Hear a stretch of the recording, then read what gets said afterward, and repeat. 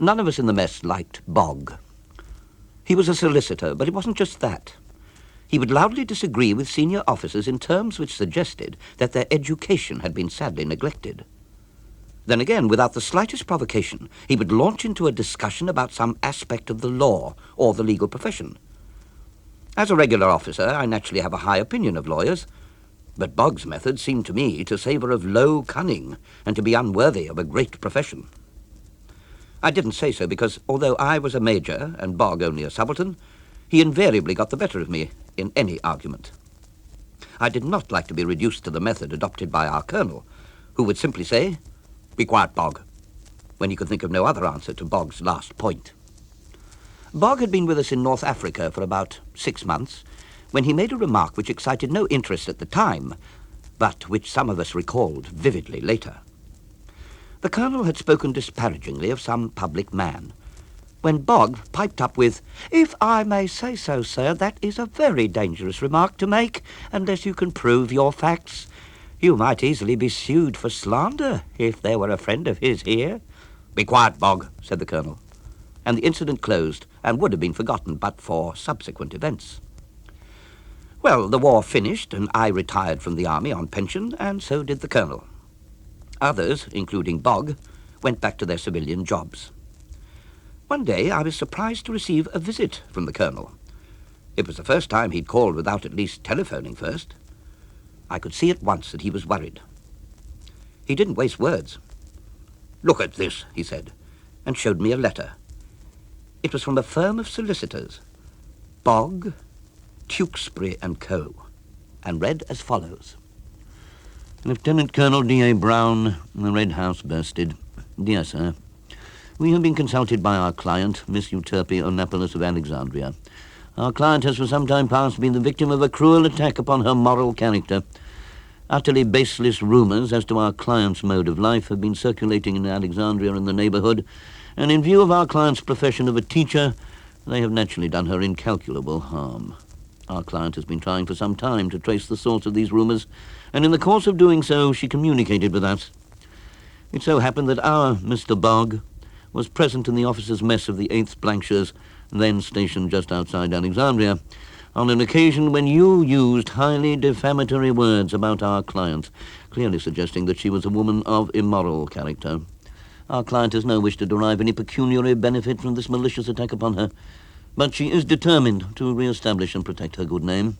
Accordingly, she requires you to offer forthwith an unqualified apology and to agree to its publication in all Egyptian papers at your expense.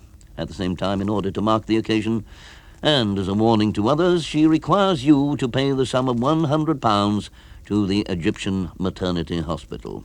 You will also be required to pay our costs in the matter.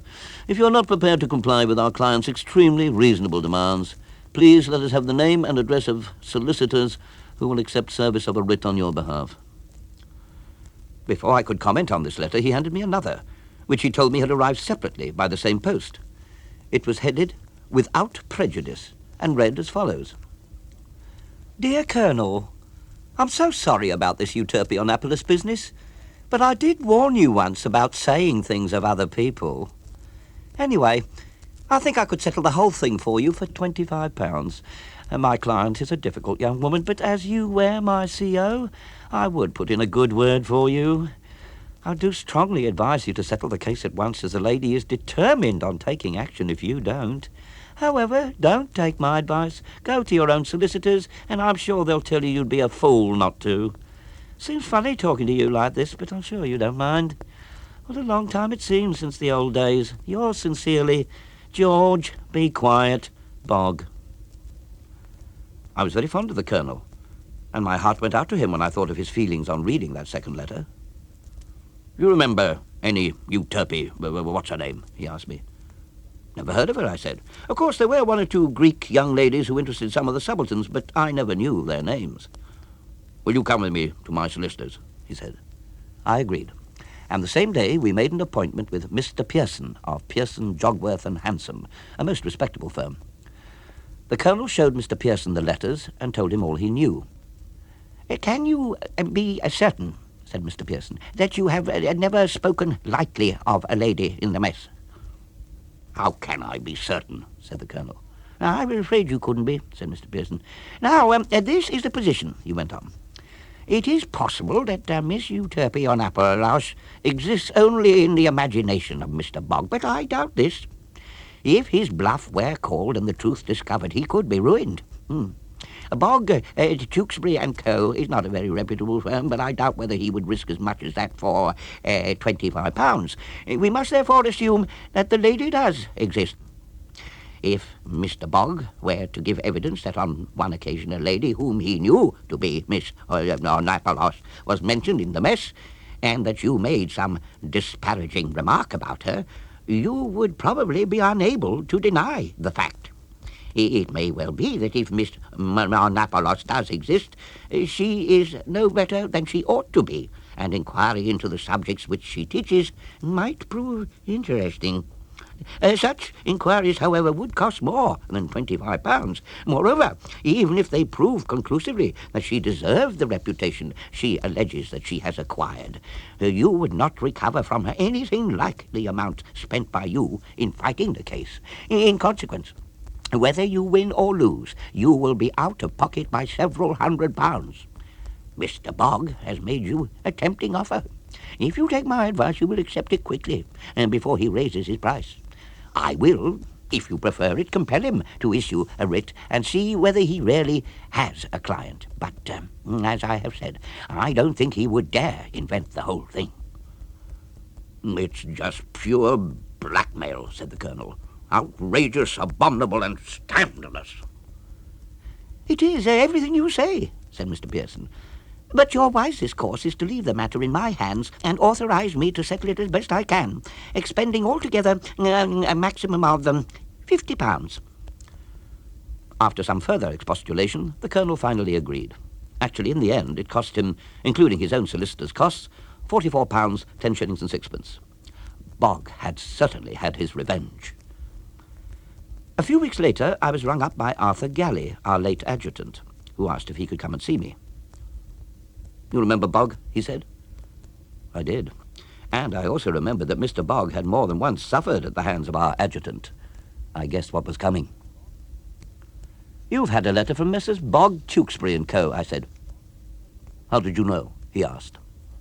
So I told him all about the Colonel. Arthur Galley said a few very sharp words. He had received two somewhat similar letters. The first made complaints on behalf of a Mr. Ahmed Ali, a grocer in Alexandria, whose reputation as a trader Galley was alleged to have impugned. I have no doubt he had. The gentleman's name was a byword in the mess for robbery without violence. The letter made demands for apologies and £100 to be paid to the Egyptian Traders' Welfare Association. The letter from Bogg himself was in the following terms. Without prejudice. Dear old boy. He'd never dared call Arthur anything but sir, even in the mess. It's an awful shame worrying you like this. I know how busy you must be if you work anything like as hard as you did when adjutant. I often used to think you overdid it. However, enough of that. I can help you to settle this claim for £30, probably, if you're quick in answering. Go along to your own solicitors, old boy. Don't take it from me, but you'll be more of a blithering idiot than ever if you don't take the chance. How are things? I love to think of the old days sometimes, don't you, old boy? So long, yours, George.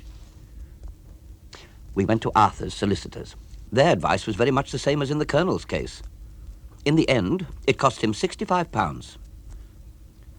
I was not in the least surprised when a few weeks later, Bogg's late company commander came to see me with a similar tale of woe. It cost him £80. When the padre and the doctor received the usual letters, I felt that something must be done about it. I arranged a conference of all the victims at my house. I put forward a plan. It was enthusiastically adopted and immediately acted upon. Some weeks later, I received a very polite letter from Messrs. Bogg, Tewkesbury and Co. It read as follows. Dear sir, we understand that you were in the same battalion as our Mr. Bogg during the last war, and we'd be extremely grateful if you can give us your assistance. Mr. Bogg has received a letter from Mrs. Groner and Groner, solicitors for a Major Skipton, complaining that on an occasion in the mess during the last war, Mr. Bogg suggested that Major Skipton had been guilty of dishonest dealings in regard to RASC supplies. It is alleged that these words were heard by the then commanding officer, the adjutant, and certain other officers. Mr. Bogg cannot understand the allegation, as not only was he unaware of Major Skipton's existence, though he has since observed his name in the army list, but he never spoke in the least disparagingly of any officer, or indeed of any person. He was, in fact, especially careful not to associate himself with those who were less particular as to their remarks in the mess. Accordingly, we should be very much obliged if you could tell us anything which might throw some light on the matter. The actual words alleged to have been spoken by Mr. Bogg are, "That old fox, Skipton, makes a good thing out of his job. I bet his family are never short of rations, but the old skinflint wouldn't even give me a tin of margarine. He ought to get 7 years. An early reply would greatly oblige." This was my answer. Dear Sirs, thank you for your letter. I think I can assist you in the matter.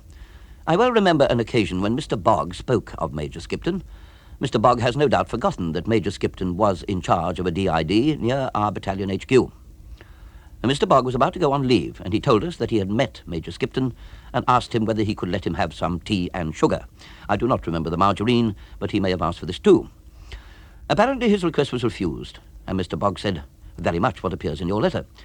I cannot recollect the word fox being used. I think it was scoundrel, but I may be wrong. I particularly remember the occasion, as in view of Mr. Bogg's warnings to the members of the mess, I was amazed at his talking like that.